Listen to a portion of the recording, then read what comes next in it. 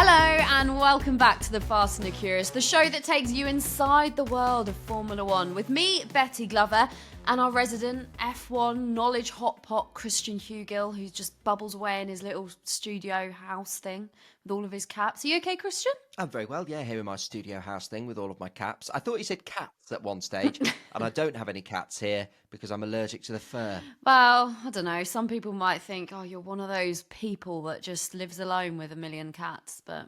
I mean, listen, I'd understand that assumption, yeah. I've got caps, but not many cats. Anyway. Oh, no, not a problem at all. Before we go any further, I've got to say that we have seen all of your messages and we know about the Dan Fallows news. So we will talk about that later. And we're also going to be talking about some other Formula One newsy bits, which we're going to stick on that George Russell community notice board later on. I'm imagining if people are new to the Fast and the Curious, the Dan Fallows will mean nothing. Don't worry, we'll tell you everything you need to know. And also, if you're new here, people probably won't understand what the George Russell community notice board is, but we'll explain all of that later on. But if you are here, you're probably listening to this episode because of the name in the title. So let's get straight into it. We're not with our team principal, Greg James, today, but in his place, we've got an even better team principal, a infinitely more qualified team principal, an actual team principal, Christian. We're contractually obliged to only have one team principal on per episode. If we do that, we have to pay a lot of taxes to the FIA if we go over one. So we've had to swap Greg. He was available, but we've had to lock him away and replace him instead with Ayao Komatsu. Yeah, which is really exciting. Haas's team principal. For anyone that has only really become aware of him in the last year or so. If I did that, I'd have had so much abuse. No, you wouldn't have. I would have supported you. Yes, I would. Anyway, what was I saying? Oh yeah, if anybody has only just become, you distract me. If you don't know who he is, he took over from Guenther Steiner, of course, who we did have on the podcast a few months ago. So have a listen to that episode. But can you give us a few little headlines? Can you explain, who and what Ayao is about? Yeah, Ayo's been around F1 for ages. He grew up in Japan, moved to the UK, as a lot of people who are involved in Formula One do. He worked with teams like Lotus and Renault. He was a big part of the team, actually, that won the championship with Alonso in 2006, speaking of Renault. He then worked a lot with Romain Grosjean. And when Romain went to Haas, Ayo went with him in 2016. So he became Haas's engineering director, their trackside engineering director from 2016. He was a chief race engineer in his time as well. And this is where he's massively different to Guenther Steiner. Ayao Komatsu is a proper engineer, a real engineering background. So what Guenther Steiner was brilliant at doing for Haas is he sort of had the business hustle to get the team on the grid, attract sponsors. But Ayo's a totally different type of team principal because he's been able to look at the operation sort of from top to bottom and think about it from an engineering perspective and go, with my background and experience, I want to go this way. And it's worked. The step up from Haas from last season to this season has been one of the stories of the season. They've had a fantastic season, so we're excited to chat to him. Oh, I'm so excited to get into his brain and learn more about him. And he's joining us now. Ayao Komatsu, hello. Welcome to The Fast and the Curious. Hello, yeah, thank you for inviting me. We're so excited to sort of speak to you and find out all about the incredible job that you're doing at Haas this season, which has been a pretty brilliant first season in charge, hasn't it? But before we talk about, life on the track and actual Formula One and everything, we'd like to get to know a little bit more about you and what makes you tick and what hobbies you like. And I've done a little bit of research and I know that you've got a big passion for another sport, climbing. Yes. Talk to us about it. No, I met climbing long time ago, about 30 years ago, because one of my very good friend's brother, he was very mad at climbing in Britain. The trad climbing, that was a big scene. This is in the mid-90s. But then this was just before I going on to uni, and then all my mates are really into it. One of them were actually very good level professional. The other guys, they didn't work. They just lived just for climbing. They only worked when they ran out of money. It was all day just climbing in the Peak District. Then I said to myself, I loved it, but I said to myself, I came to England to do Formula One. Then if I continue with this climbing thing, I'm not gonna pass university. So I decided I'm gonna quit climbing, forget about it, focus on my study. And then just by chance, when my kids started doing climbing indoor a few years ago, I got two boys, now 9 years old and 11 years old. And when both of them started climbing, instead of just waiting, I thought, okay, I might as well climb again. So I started climbing first time in like 25 years, a few years ago, and then got back into it. I just find it, I love it anyway. I love nature, I love mountains, I love being outside. And then also, when I'm on the road, doing Formula One races, it's an amazing way to reset myself. Then you can find the indoor climbing gym anywhere in the world. So it's really, it works for me. That I love the nature. Then when I don't get to go outside climbing a lot with my schedule, but when I go outside, I love it. But indoor climbing, it's an amazing way to reset myself. So yeah, that's my passion. I think I might have found a solution to this. If you're struggling to get it in with your timing, that's entirely fair enough. All the random stuff you get in F1 paddocks nowadays, there was that ball game in Austin. People can get married in the Vegas paddock. Well, they could last year. Who do we need to have a word with and try and get a climbing wall in the paddock? That'd be fantastic. I don't know how many climbers we got in the paddock, but yeah. That would be good. Don't you guys have a team principals briefing at the start of the weekend? You could ask the FIA in there or ask F1 promoters. I reckon they'd do it for you. Somehow I don't think I'll get much support. I don't know any team principals that are into climbing. Betty, what other team principals do you think could have a go at climbing? Toto Wolff, I think, is the obvious one, but he'd be far too confident. Well, I mean, he's a very tall man. He wouldn't really need to climb. He'd probably just already be at the top, wouldn't he? I actually covered sport climbing at the Olympics a little bit. No way. So I Really? feel like, yeah, I learned a lot about it. I was there. Oh, brilliant. It's incredible. And speed climbing in particular is just next level because they shoot up there like spiders, don't they? But the thing that I found really interesting about it is that you have to really think quite hard about what you're doing. It's very strategic. You have to plan exactly how you're going to sort of go up the wall. And that's quite similar to being a team principal in the way, those sort of skills of thinking ahead and being able to react on the spot if something's not quite going the way you want it to go. Do you find that they sort of go hand in hand a little bit? Yeah, lots of things go hand in hand. But for me, the biggest thing is like, for instance, even when I was an engineer, like race engineer, the biggest pressure moment, one of the biggest pressure moment is before qualifying or qualifying, right? Then between FP3 and qualifying was very limited amount of time, huge amount of work to do to get ready. Then once qualifying happens, it's really intense, right? But when you are in hurry, when you are under such a time pressure, actually you need to slow it down to calm yourself down. Then preparation for me is everything in order to deal with pressure.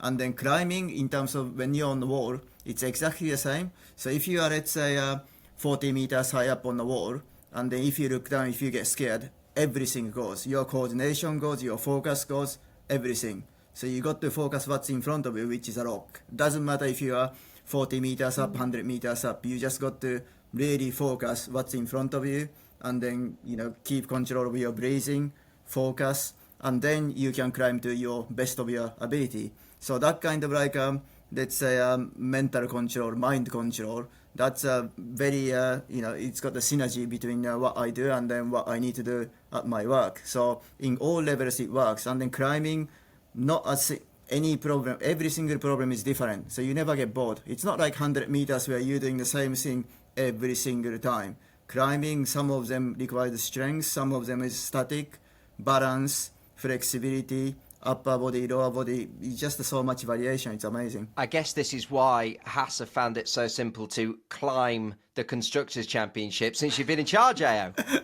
Well done. Thank you. I'm glad you've got a laugh there, Christian, because I just rolled my eyes.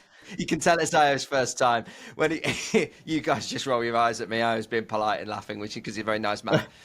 It is going well, though, isn't it, Ayo? But I really want to sort of learn about your journey to where you've got to now, to being team principal at Haas, because I read somewhere that didn't you apply for so many different teams at the beginning to try and get a job in a team? Like you sent off 20 different emails and letters and like only one person got back to you. Talk to us about that journey, because it's so hard to get into this sport, isn't it? Yeah. I mean, when I was 14, I just bumped into Formula One and I thought, this is what I want to do. But then, of course, everybody said to me, "Don't be so stupid. You're never gonna make it." But of course, I was back in Japan. Then, luckily, I ignored all those negative comments, and I said, "Okay, no, I'm doing this. I'm gonna go." So then I decided to come to UK, and then once I studied English, got into the foundation course. For instance, to start off with, I didn't know which uni to go, so I just wrote a letter to as many teams as I can think of, and I actually got quite a few reply. Most of them recommended university. I went Loughborough, so I went to Loughborough. Then once I've done 2 years at Loughborough, again, I wanted to find a place to do my work experience, industrial placement. That's where I sent about 50 application letters. Wow. Then 48 rejections. Then 2 of them gave me interview. One was Lotus Engineering, one was Myra. And then luckily I got job at Lotus Engineering. So then that's where, I really found my passion in vehicle dynamics, performance, trackside engineering. And then my boss was great. He was a racing guy as well. So after work, I used to just spend all my time in his garage preparing a race car, go racing with him. So yeah, it's good that you got to act. If you wanted to do something, you got to make a move, you got to act, and then nothing's guaranteed.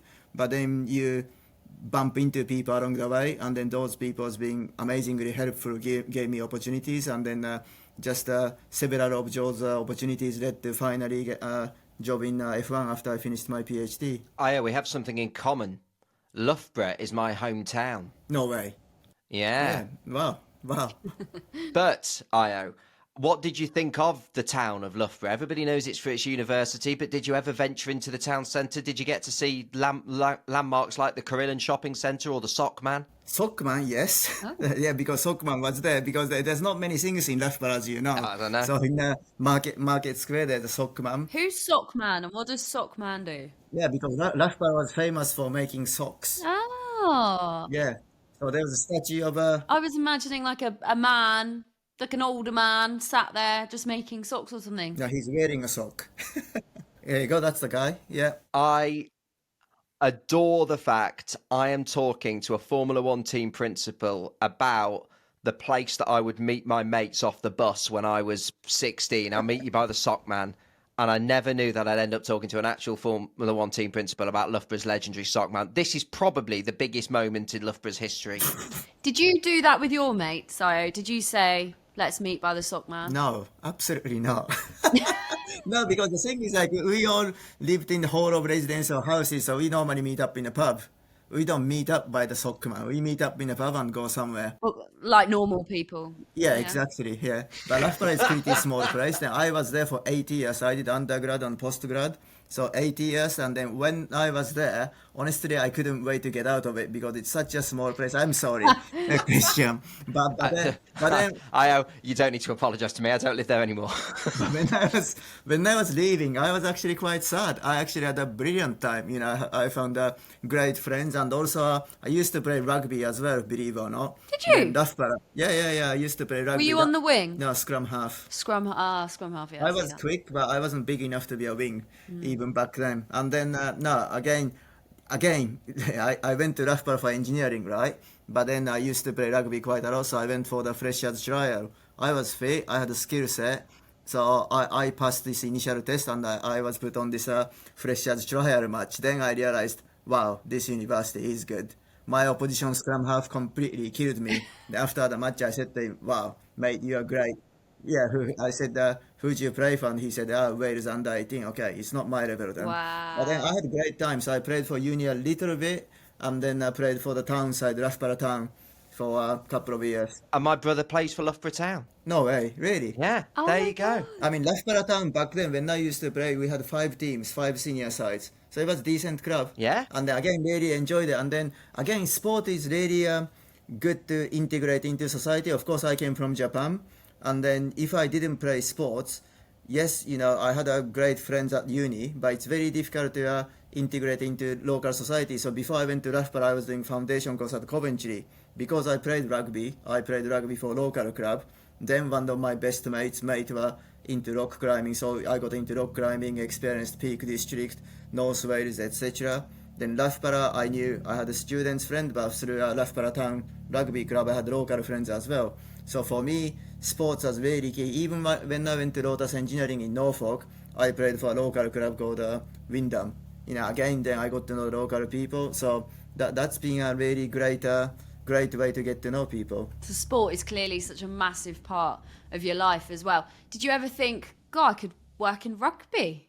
Why Formula One? Why motorsport? No, because I just wanted to do, of course, rugby, I knew I wasn't good enough. I always wanted to do something international because of my dad. And then it just, my neighbor, shall I say, the same age, he used to race motorbikes. And then I got into motorbikes. And then I just bumped into Formula One on TV. And I said, wow, this is international. This is like really highly competitive. And then I like the fact that any sports that gives you the results straight away, feedback, so you've done well or bad, then you can try again to do better next time around. So kind of like it really resonated with what I wanted to do. So I thought, wow, this is it. This is what I want to do. It's a Formula One podcast in theory, and I've adored talking to you about things other than Formula One, but I should mention some Formula One things at some stage. Okay. And we mentioned before you came on that you spent a long time at Haas. Were you always thinking you might be a team principal? And when Guenther left over last winter, how did you stepping into that job come about? Honestly, like I always said, it wasn't my target to become team principal. I always wanted to do Formula One. Then once I went to Lotus Engineering, I realized, okay, I really want to do chassis, vehicle dynamics. Then when I was doing Formula 3, I loved doing track side. I thought, okay, I want to be a race engineer. So that was my, that's what I wanted to do. Then I became race engineer at some point. Then I became chief race engineer. I was doing a track side engineering director, but always like focused on performance engineering, trying to make the car go faster, trying to make the team to perform. So it was never my goal trying to be a team principal. But then whatever the job you do, once you get used to what you're doing within your, let's say, limit or constraints, you always look at, okay, what can we do to make it better? If certain things that constraints me were removed. So you're always looking at the next step, but it's not like next step I was like, okay, next step I want to be a team principal. But I was always thinking about what is holding this team back. If I was doing certain thing, how can I make it better? So I guess I had plenty of ideas, and I've been with the team since day one.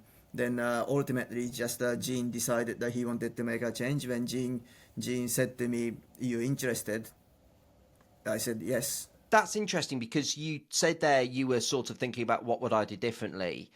Your predecessor Guenther has been really vocal in recent months about he felt that there wasn't the resource there to push the team forward, and yet in your first season there's been such a notable leap forwards. Presumably you feel there is that resource scope there to go further up the grid because you've had a fantastic first season. Yeah, but to be honest, we've only had fantastic. We're having fantastic season because of who we got. People. At the end of the day, your team is only as good as the people you've got. And then since I've been here from day one, I know we got good people. I always believed we had really talented people, but it wasn't put together. We weren't working together as a team. We weren't singing from the same hymn sheet. So really, like my first focus when I got this job was trying to make us work as one, as a team, because we are the smallest team on the grid. We are just over 300 people. Other teams are 600 people, 900, 1,000, 1,200. So if we are not united, if we are not working as a team, we don't stand a chance. But I really believe we got individuals to do much better than what we've been doing before. So my first job for me when I got this job was really trying to talk to people, understand, listen to them rather than telling them, listen to them and really think what they need from the team, what kind of environment I can give them or facilitate to let them flourish. So that was my target. You say that and you've done a very good job. Clearly, it's everything that you're doing and getting everyone singing from the same hymn sheet is working. But you said that you had quite a few ideas sort of how you'd make it better. Obviously, that being one of them. What were some of your other ideas? Well, so for instance, one of the main issues we had in the previous years was the Haas was not able to develop the car in season. We weren't able to put upgrades on the car that works. And then there was certain people saying previously that, well, upgrade is a waste of time, it never works, we shouldn't do it. But to me, it's opposite. When the upgrade doesn't work, you got to really find out why your upgrade doesn't work. It's got to work. To be competitive in Formula One, you have to be able to develop the car in season. There's no doubt. And then if it wasn't working, you got to get to the bottom of why it didn't work. And then for me, that was because, again, we weren't working as a team. We got trackside people who's running the car. That's what you see on TV. But trackside people's job is to get best out of what you are given, best out of the car, best out of your driver, and then execute the race with good strategy. But if the cars are slow, your best is not going to be anything special, right? But then two drivers, they are the one telling you what the issues of the car is. So really we got to understand that. Then we got to communicate that well to the guys back at home. In our case, the guys in Italy who's basically designed the car, designers and aerodynamicists. So that cross-loop communication, working together a bit, was the key. So that required changeable structures and then moving certain people who I believed who weren't in the right role, if you like, and then putting right people in the right place, having a structure that promotes that cross-loop communication. And then, again, let's not have the bottleneck of, let's say, dictatorship, if you like. We got talented people everywhere in group leaders, non-senior people as well. So if we maximize them, if we hear their voices, I was pretty sure we can make the car more competitive. And then that's what I've been trying to do. Let's go from the car to your drivers. Two drivers this year who've been fantastic for Haas, not just this year, but over a number of years. And both had really good years as well. Kevin's had a really strong end to the season. Nico has been so strong throughout. And yet it must be mixed feelings going into the final few races of the year, Ayao, because you're saying goodbye to those guys who've been great to Haas, but also such a fantastic driver lineup for next year. There's the old adage in F1 of having an experienced driver like Esteban, an exciting rookie like Ollie. How's it been saying goodbye to Kevin and Nico and also being excited to welcome in a really great driver lineup for next year? Yeah, of course it's a mixed feeling. Nico, since he joined us last year, he's been brilliant. He gave us that reference in qualifying. He's an amazing qualifier. So he shows us what the limit of the car is, how quick this car can go, and he's got really good feel in the car, so he can tell you exactly what we need to improve to make the car go faster. But then again, last year his comments, his feedback wasn't taken on board in the right way, so that we couldn't develop the car. But this year that's not the case. That's why we can make the car go faster.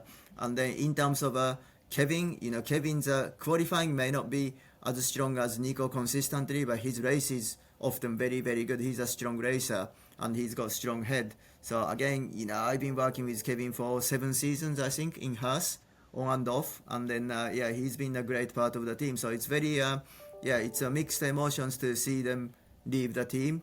But then again, like you said, at the same time, when you got, young talent as exciting as Ollie, he is amazing. He's got amazing speed. He's very, very mature in a good way.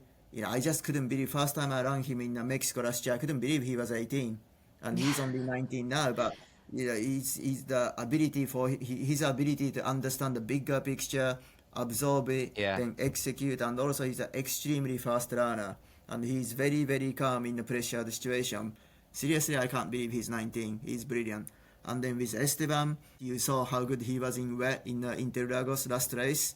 Got the podium. Obviously, it's a detriment to our 24 championship position, but it's good to see that our future driver performs such a strong way. And he's a race winner, the only 27. He's still got a lot to prove, and he's got amazing work ethic. That's what we need. We need drivers who pushes the team as well. So, really excited for next year. I was lucky enough to spend some time with Ollie in Austin, and such a nice guy as well. You really feel he's listening to what you're saying, warm when you're having a conversation with him, and yet this super quick driver on track.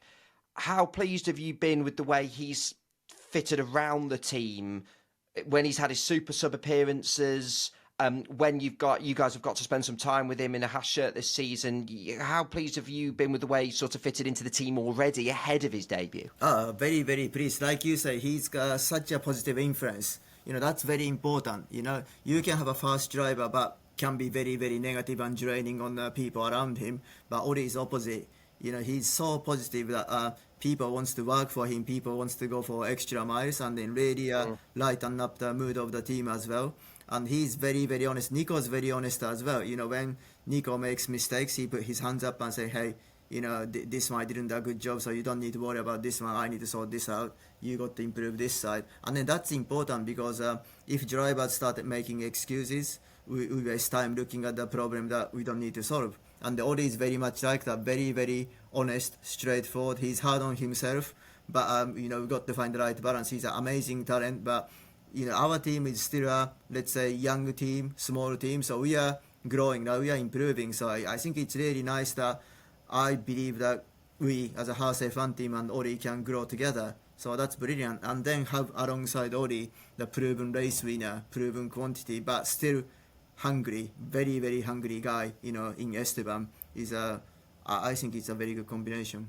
Just quickly before we let you go, we challenged our listeners with a bit of an Ask Ayao anything. Can we give you some real quick fire ones before you go? Not necessarily F1 related. Yes. Alex asks, are you a Coventry City fan, yes or no? Absolutely, yes. Big Coventry City fan. They've just sacked their manager, so controversial times at Coventry City. Olivia says, what's your favourite place in the world and why? That's difficult. That's really difficult. I've been to so many places in the world. I love this place called Okinawa in south of Japan. I once went there in the Christmas. I was swimming in the sea. It's a beautiful place. People are beautiful. Sea is amazing. Food is amazing. So Okinawa in south of Japan, if you haven't been, highly recommended. And the best one that I think we've probably got, Yeah. two people, Hannah and Rhiannon, got in touch and they said, are you aware that you are the best team principal on the grid? Thank you. That's very kind of them to say that. But no, I don't think I'm a best team principal on the grid. Everybody's got different challenge. You cannot compare my job to what Toto or Christian has to do. In the Red Bull or Mercedes, they're a huge organization. Their challenges are very, very different. And also when you're fighting at the top, those three teams, Mercedes, Ferrari, McLaren, Red Bull, those four teams, sorry, it's a different game, so it's very difficult to compare like that. But no, I'm just looking at what's in front of me, trying to do the best job I can. And also, great thing about my position is the feeling I get when I see people happy, and when we do, let's say, good qualifying or good race, and then when I'm on a pit wall, look behind, I can hear the people's cheer and see the people celebrating. That makes me feel really happy. And also, last few years we haven't had much success, right? So then finally, get some success, and then everyone looking forward to go to every single race and see smile on people's face. That keeps me going. So that's a really good part of this job, I think. Well, Ayao, you've made us very happy coming on our podcast and talking about everything from, how you've got into the sport, what you like, and then also your insight into your drivers. It's been fascinating. Thank you so much. Thank you for having me. Cheers, Ayao. Take care. Thank you so much. Christian, I think that was one of my favourite team principal interviews that we've done on this podcast. He was actually fascinating. I feel like we could have spoken to him for ages. I'd go further. One of my favourite interviews, full stop, genuinely. What a fascinating man. Yeah, a really fascinating man, really nice man. And also, that's my first time speaking to him, but I've heard lots of people who have spoken to him in the paddock say, A, what a nice man he is, and B, how interesting he is to talk to. And I can totally see why everyone says that. Lovely guy. Thanks to Ayao, and thank you to Haas as well.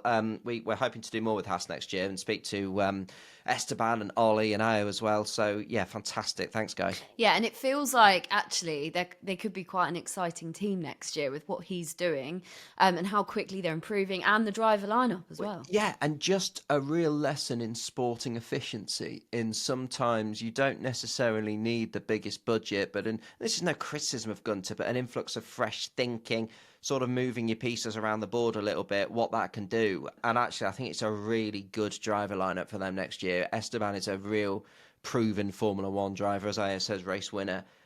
I do think Ollie is every bit as exciting as he's sort of been seen to be in those Super Sub appearances. So I think it could be another good season for Haas next year. Really, really good stuff. Also, I just love the fact that he loves sport. I just love that he's like, do you know what? Give climbing a go. I'll play rugby. I support a football team. I love it.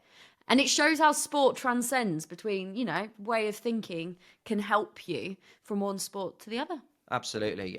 We mentioned at the start of the episode that we'd like to do something called the George Russell Community Notice Board. And if you're a Haas fan who's listening and staying listening to us for the first time since then, but Betty, how's best to describe the George Russell Community Notice Board? How did this come about, please? Well, we decided that we wanted sort of like a way of sort of mopping up, rounding up all of the latest Formula One news. Sort of like, in a village, someone sticks one of those boards on the side of like the village hall or whatever, and people go and like stick the latest news on, or like, does anyone have a dog walker? All of that stuff. And so we thought, we've got to make a Formula One community notice board. And then we thought, who's going to run it? It would just be ran by George Russell, wouldn't it? It just would. Of course it would. It's all over him. It's what he's best at.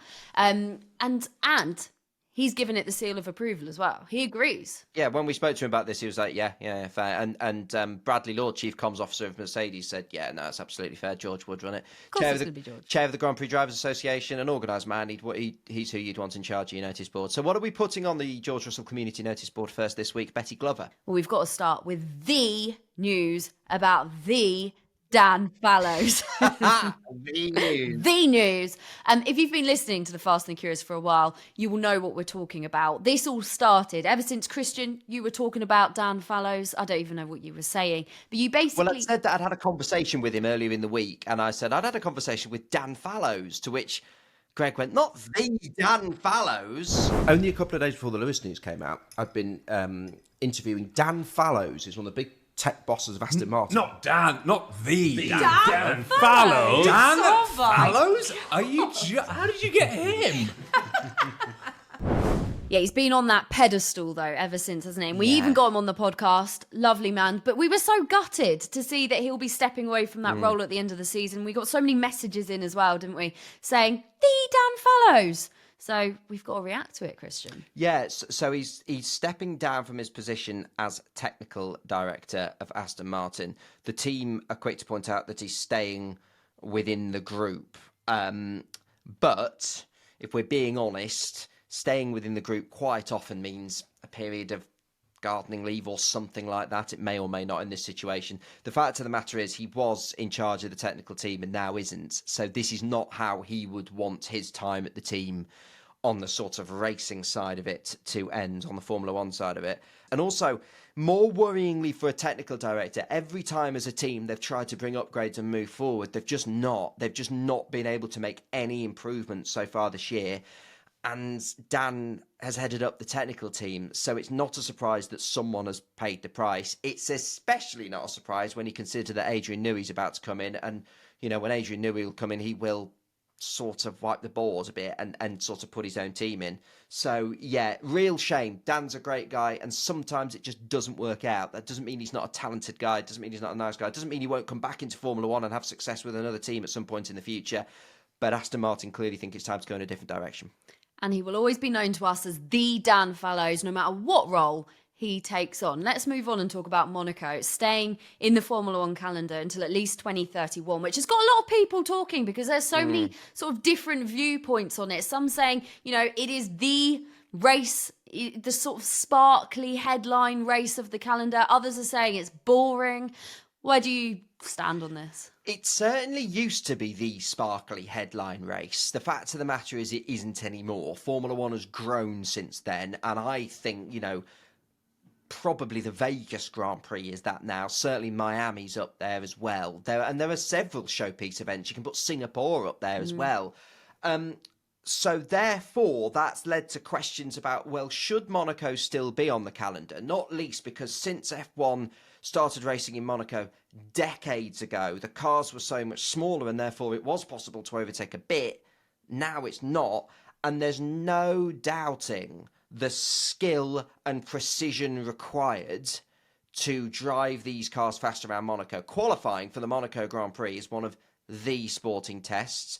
The race is one of the sporting tests, but more as a sort of endurance mission, a concentration mission, rather than a fast-paced race, because you can't really overtake. And that's why some fans question whether it should still be on the grid. It is going to be on the grid. It's going to be on the grid until at least 2031, and it's going to move until the to the first full weekend of June, so a bit later from 2026. Qualifying's quite exciting at Monaco, isn't it? But then, if you can't watch qualifying live and you sit down to try and watch an exciting Grand Prix, sometimes it's just, Yeah. eh. I mean, listen, I've flipped on this. If you'd have asked me a year ago or 2 years ago, should Monaco still be on the calendar, I'd have said no. I've really changed my mind on that now because I love that F1. What F1 has boomed since 2017ish, since Liberty Media have come in. But one thing I love that they do is they don't try and forget the sport's history. Quite the opposite. And I like that we go for the sport's history. I like that it is a massive, phenomenal sporting test, and there are 24 races in a year now. We have got time in the year to go, actually, this one is a different test. Watch it or don't watch it. If you want to have a weekend off and pick it up next week, fine. But this is a different sporting test. It's a different test of the world's greatest racing drivers. I like that. And plus, it's not always boring. Red flags, accidents, strategy, rain, all have given us exciting Monaco Grand Prix. So I'm really pleased at this news. I'm really pleased to see it stay. It's not going to be the fast, frantic racing you're going to get in Austria or Brazil, but it's a huge test of the world's greatest racing drivers. It's unique to Formula One. I'm happy it's sticking around. All right, nice. Something else that's changing, though, is the mega launch for 2025. So obviously, usually we get all of these different car launches that sort of happen during that period. And logistically, it's a nightmare, isn't it? Because you have to sit there and you're trying to be like, right, okay, so they've just launched their car. What does that look like? And then you're like, right, where's the other launch coming from? And they all sort of like come at you from loads of different directions across loads of different days. But F1 have gone, let's get rid of that and let's have one mega launch for 2025. I mean, I'm conflicted on this because I did quite like sort of seeing all the little, the slick videos, the slick launch videos. And, you'd be able to talk about like Haas for a little bit. Then you talk about Red Bull the next day or whatever. And we're not going to have that. It's just one big event now. I think it's a brilliant idea. You're not going to have that for 1 year. This might not necessarily be every year. And this is part of F1 celebrating its 75th birthday next year with a big, massive special launch. And you know what? It's expensive to go to a Formula One Grand Prix, and it's expensive because you get a lot for your money. You get M&M if you go to the US Grand Prix. You get Kings of Leon if you go to the British Grand Prix. But that doesn't help people who can't afford to go. It's a lovely thing to go and do, to be able to see things if you can't be able to get to a race. There wasn't any of this sort of thing to go and see F1, go and see a part of it outside of a race weekend when I was growing up watching it. So it would be a cool event. It's something different. And there's going to be some big moments in it. By the way, you're not going to see the new cars, right? Get that out of your head. The new cars are still being tweaked and worked on by then. So you'll see the new liveries. You'll see Lewis Hamilton wearing a Ferrari race suit probably for the first time. Which is very exciting. Which is exciting. All the drivers will be there talking about it. It'll be a great show. I think it's really cool. I think I'd also try something different. I think it's great. I'm really excited. I hope I can go because I think it looks great fun. That's going to be very exciting because the start of next season is going to be ridiculously exciting anyway. So can you imagine the build-up and the excitement during that launch? Yeah, F1, can we come, please? If anyone from F1's listening, Yeah. can we come? We'd love to come. Thanks. Cheers. Bye-bye. We'd love to come. I think that's it for us, Christian. Is there anything else you want to add? No, I think that was a lovely old notice board, Betty Glover. I've had a very nice time talking about Formula One with you and talking to a team principal. What a time to be alive. Oh, yeah, brilliant. We can tuck the little notice board away then for next time. Shove it in the corner. Thank you so much for listening. You're off to Vegas now, Christian, aren't you? I am, yeah. I am going to the Las Vegas Grand Prix for the first time. And honestly, I'm... I don't mean this down the wrong way. Normally, I'm just purely excited to go to a Grand Prix. I'm mildly apprehensive about this. Not that I'm not looking forward to it, but Vegas is so big and it looks so silly, and I'm sort of a bit like, am I going to get lost? No, you'll love it. Also, it's like I'm going to be like working nights effectively. I'm working late because I'm a podcaster. So yeah, it's going to be something I've never experienced before. So I will check in with you while I'm there and I'll tell you what it's like because I am slightly nervous. Oh, you'll have a brilliant time. Yeah, we'll check in with you. But between now and then, if you've got any questions, if you've got anything that you want to say to us, get in touch at Fast Curious Pod. That is it for this episode, though. We will see you soon. Goodbye.